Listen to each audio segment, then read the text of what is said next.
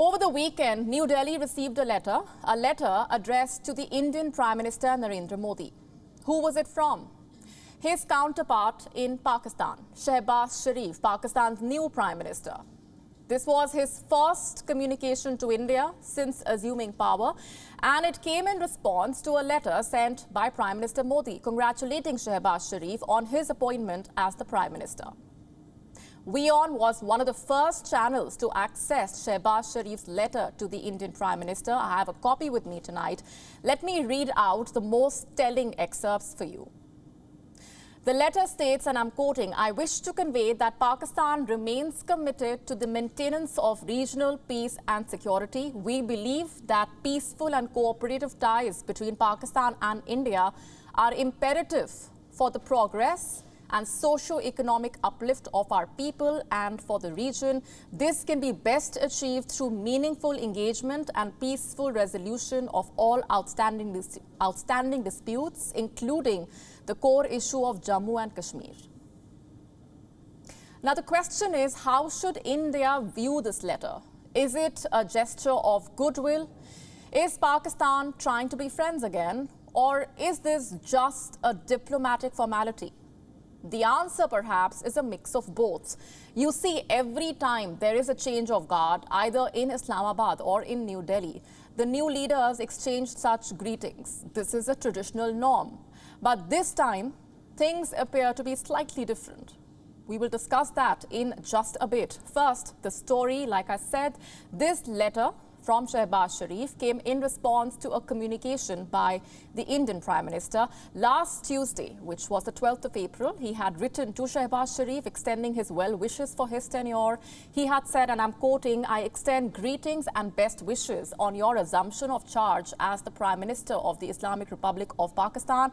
I would also like to convey that India remains committed to advancing peace, security and prosperity in the region. An environment free of terror and violence would allow us to focus our attention on the development and progress of our people."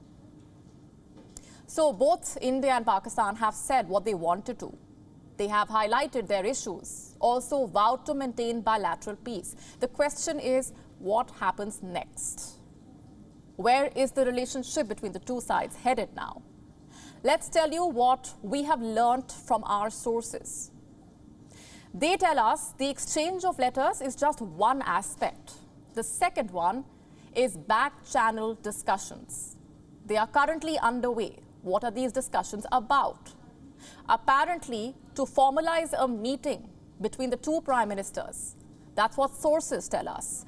They say Pakistan is looking for a date with Prime Minister Modi. If this is true, the meeting could happen at the SCO summit in Tashkent, which is scheduled for the 17th of July 2022. Both the Prime Ministers are expected to attend this summit. They will be under the same roof. Sources say a one-on-one meeting remains a possibility. They have further added that if the Tashkent bilateral is successful, Prime Minister Modi could be invited to visit the Qatas Raj temples in Pakistan, which would become an occasion for Shehbaz Sharif to host Prime Minister Modi in Islamabad. Remember, the Qatas Raj is a complex of several Hindu temples connected to one another by walkways. They play a major role in the Hindu epic, the Mahabharata. They are located in the Patohar Plateau region of Pakistan's Punjab province. Sources also point towards the possibility of a full restoration of diplomatic ties, a return to normalcy at diplomatic missions, both at the ends of New Delhi and Islamabad. Remember, Pakistan's current diplomatic mission in New Delhi works at 50% in terms of the number of staffers. It is headed by a charge d'affaires. There is no high commissioner. Sources say in the days ahead, this could change. There is no official confirmation, let me remind you here, if things are indeed headed this way. And even if they are, there will be challenges subject to how the dynamics change in Pakistan. The country is facing a lot of uncertainties. Shehbaz Sharif may be in power, but no one knows how long he will be able to hold on to office. Imran Khan is trying his best to push the country into snap polls. Plus, there are a lot of uncertainties on the Pakistan Army's end as well. The Army Chief General Qamar Javed Bajwa's term is due to end this November.